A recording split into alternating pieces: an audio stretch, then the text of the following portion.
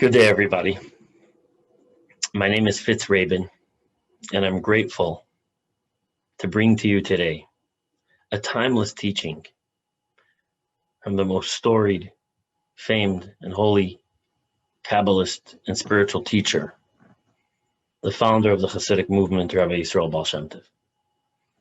This teaching appears in a book called Tzavos HaRivosh, the last will and testament of Rabbi Yisrael Baal Shem Tov. It's not literally his last will and testament, but it is a book that collects a lot of the central teachings and ideas that characterize the spirituality and the path that he brought to the world, to the Jewish world, and that he taught. And this is teaching number 44 in the edition printed by Kahos, which is this book right here. At times, the evil inclination causes a person to make a mistake. He misleads the person. What is this evil inclination? It means our proclivity to evil, our proclivity to darkness, the proclivity that human beings have inside of them, to be drawn to fragmentation, disconnectedness, and a lack of integration.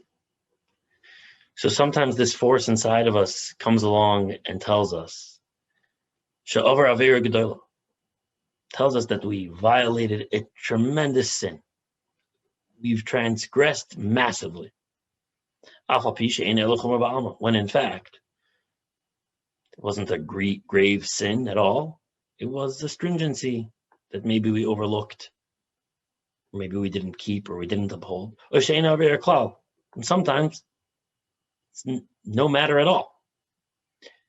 But yet we have this force inside of us that leans heavily to darkness, that condemns, and that has us thinking and believing that we've transgressed massively. We've violated some very grave sin. But kavanosai, and the purpose, the motive, the intention of this force, is that the person should be depressed from this. And when I say depressed, I don't necessarily mean clinical depression. In this context, depression means melancholy. Depression means guilt. Depression means shame. Depression means isolation. Depression means self-obsession. It means when a person turns inwards and becomes obsessed with their internal state and loses touch with the outside world and loses touch with the moment and loses touch with relationships and loses touch with inspiration and loses touch with what they have to give into the world. And in this state, the person becomes completely frozen from serving the Creator. Paralysis. Says the Baal Shem Tov, the person has to understand this trickery, the sinisterness. And a person should confront this force of condemnation, this dark voice. And he should say, I don't mind at all, and I'm paying no attention to this stringency that you're pointing out to me that I violated. Because the only purpose in putting any attention on that right now would be to paralyze me from truly serving the Creator. And you speak falsehood. The Baal Shem Tov continues, and even if it's in fact true that the person indeed sinned a little bit, or that it is indeed somewhat of a sin,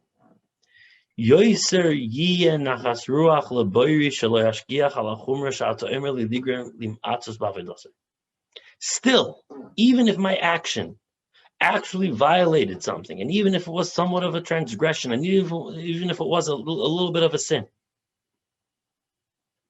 my Creator prefers that I pay no attention to that, and that I pay no attention to your condemning voice and to your shaming voice, which would only cause me to be depressed and go inwards and turn away from life.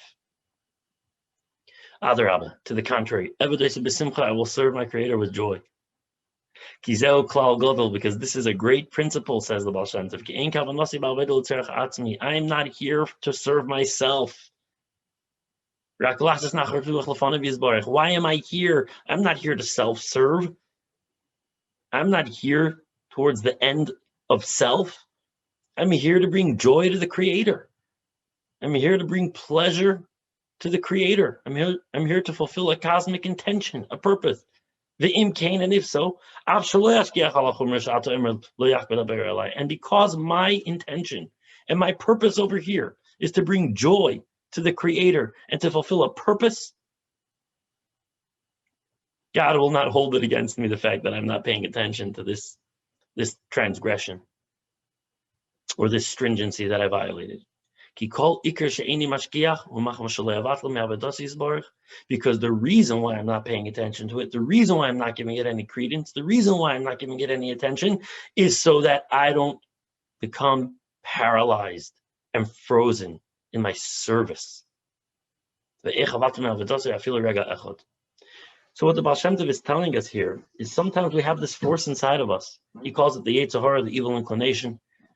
It's a force of darkness inside of us. It's a force that pulls us inward into self-obsession and into a kind of paralysis and stuckness. And that takes us away from being present and engaged with the moment, with relationships, with opportunity, with possibility, and of just expressing our creative energy and fulfilling our purpose here in the world. And so sometimes this force in us points out to us different stringencies or commitments that we have, that we violated or transgressed. And sometimes it'll draw our attention to something that's actually not even anything of significance at all, and tell us, look at you, look at you, look at how you transgressed or violated. And sometimes, indeed, we've overlooked something, and sometimes it's even a little bit of a sin. In fact, somewhat of a sin. Says the Baal Shem Tov, don't fall for it. Don't fall for it. Look at what this condemning voice does to you. Does it depress you? Does it constrict you? Does it have you withdraw from life, from the moment, from relationships, from love, from joy? Then it's outside of the purpose of why you're here. Then it's outside of true service of the Creator. Then it's a distraction. It's a Trojan horse. Don't fall for it. Lest you might think that you'll be punished or will be held against you, the fact that you're paying no heed to this little sin that you violated or this stringency that you overlooked. Says the Baal Shem Tov, no way. Because the context and the intention of you overlooking it is in the service of God, is so that you be present, is so that you stay engaged with life. And that is what brings God joy. It's because you are prioritizing staying present and engaged with your life, with your relationships, and with your purpose.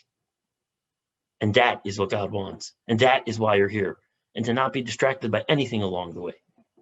And this is a great principle in the service of the Creator.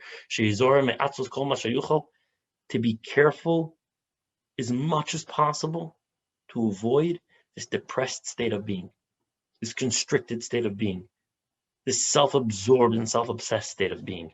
Do whatever you could do, even if it means not to pay attention to a sin that you may have transgressed. Even if it means that, do whatever you need to do to stay present and engaged in relationships and in life and in possibility and in inspiration and in joy and in the present moment. That is to truly serve your Creator and not to fall for the trap of the ego, not to fall for the trap of our proclivity to darkness and to evil inclination, even though it appears to have a righteous agenda. Look at what it does to you.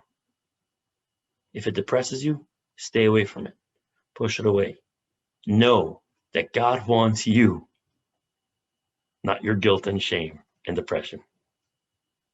Your presence, your joy, your aliveness. I love you all.